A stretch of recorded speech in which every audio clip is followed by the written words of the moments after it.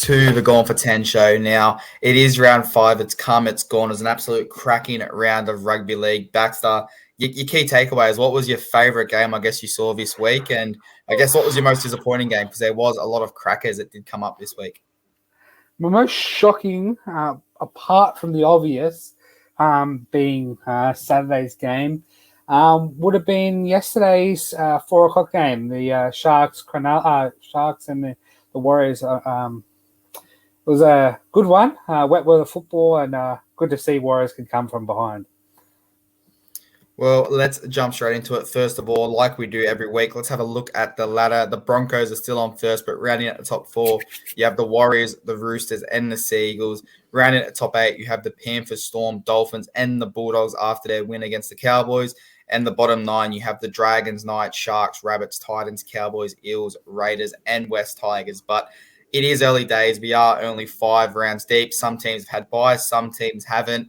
There's some teams in that bottom 9 that can definitely shake things up and play finals football at the end of the year. So let's jump into the Thursday night game. And boy, it was a great game to be at. It was a great result.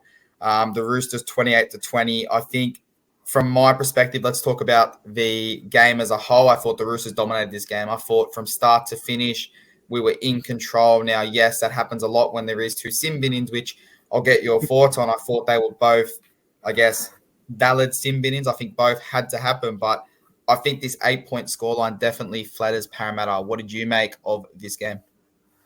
It was tight. It was competitive. It was good for a Thursday night football.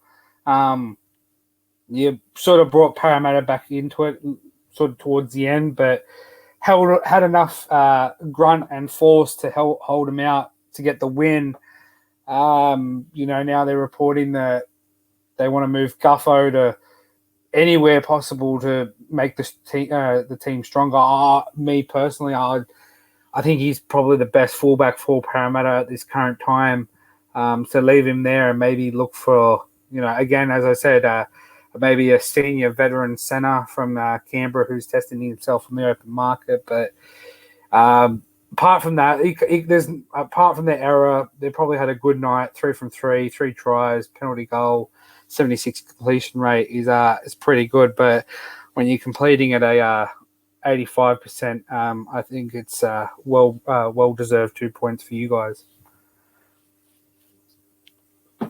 Yeah, and obviously, like we said, there was a couple sin binnings coming out of this game. Obviously, the first one being Penasini with the 10-meter rule, where the refs ruled that he did get involved in the play, and obviously Bailey Simonson's high shot on Tedesco. So I guess what did you make of both of those? Did you think both were the correct call, or did you think one or two could have gone different ways?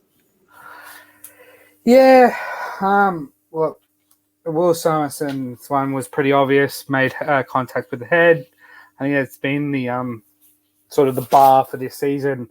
Any contact with the head is on report and in the bin, so no objection there. But the other one, it's a bit of iffy, but no complaints that it was given, and I wouldn't be complaining if it wasn't.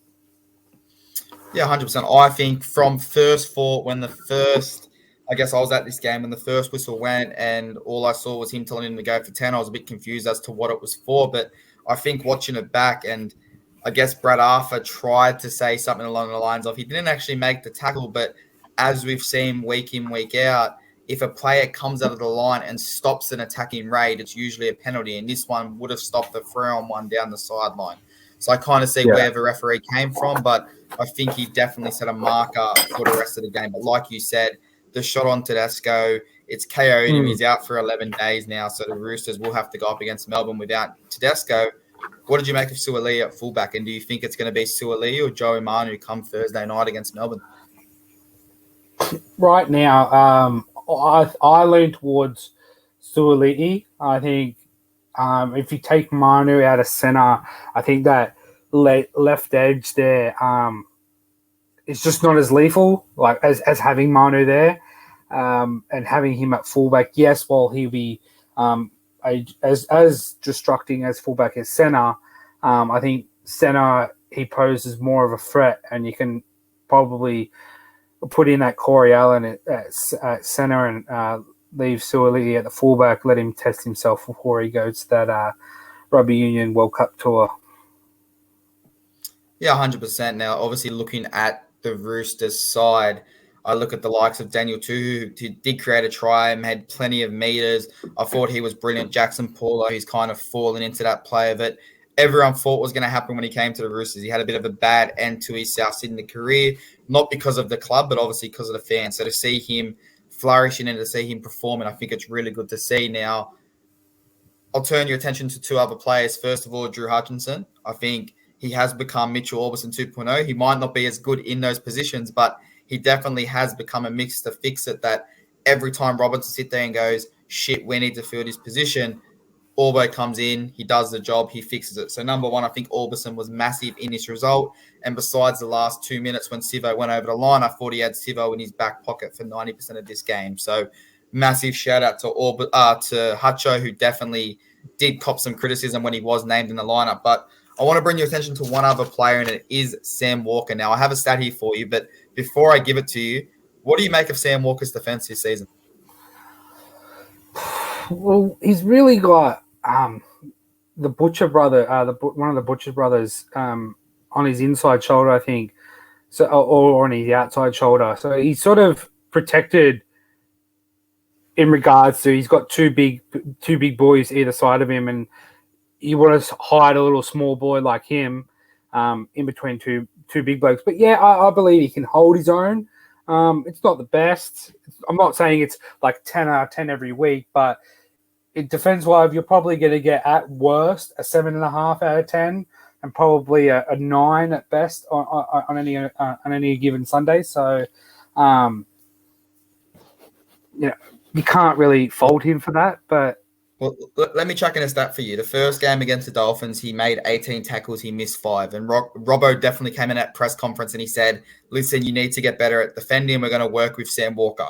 Since then, he's played the Warriors, the Rabbits, and the Eels. So all teams that Rabbits and Eels, you're thinking top 4, top 8, and the Warriors, well, they're sitting second at the moment. Against the Warriors, he made 23 tackles, did not miss 1. Against the Rabbits, he made 14 tackles, missed 1. And against the Eels, he made 27 tackles without missing a single tackle. So I think from a Roosters perspective, whatever they've done in the off-season to work on Sam Walker has definitely started to go, okay, he's not a pushover. He can make the tackles on his line, and I think we're going to benefit from this because now it's going to allow him to focus a lot more on his attack because he's getting these tackles right. He's not getting fatigued and getting flown 25 meters when he gets hit. So from all accounts, Sam Walker has got 10 times better, but let's flip it to the Eels quite quickly. You've spoken about Guffo. Let's talk about Moses and Brown. I thought Mitchell Moses in this game definitely did defend well. He definitely put his body on the line. He stopped 2 or 3 certain tries, but talk to me about Dylan Brown because, I mean, I was at the game. I don't know if you watch this game on TV, but for me, I think it was about the 40th minute or close to half time, and Dylan Brown dropped the ball, and someone behind me went, oh, shit, I just realized that Dylan Brown's on the field. So what did you make of that result? He was very Dylan Brown. He had a very quiet first half, and a lot of people I've seen online were just giving him crap. But Matt, his management's the biggest magician, pulling off that big contract extension and upgrade. And then he plays like that. Look, it was one game. It's one game. Like, okay, I'm going to take a snapshot while the whole Parramatta, let's just say they won every game bar this one. And everyone's going to remember his bad day for this game. Like, it was only one game. It wasn't like, he plays consistently good. So is he entitled to have an off day? Yeah. Unfortunately, it was against the Roosters and he sort of got exposed and it just wasn't clicking for him, and you just have those nights, and when it's not on, it's not on. There's nothing you can do about it, even if the stars are aligned. 100%. So quite quickly before we jump to the next game, let's just look at the top performers, and I promise to get these pictures a lot clearer next week. But obviously, with the tackles, you had Butcher on 43 and Matto on 41, so a good game back for Ryan Madison. You had Tupu on 236 meters with Will Penasini on 138.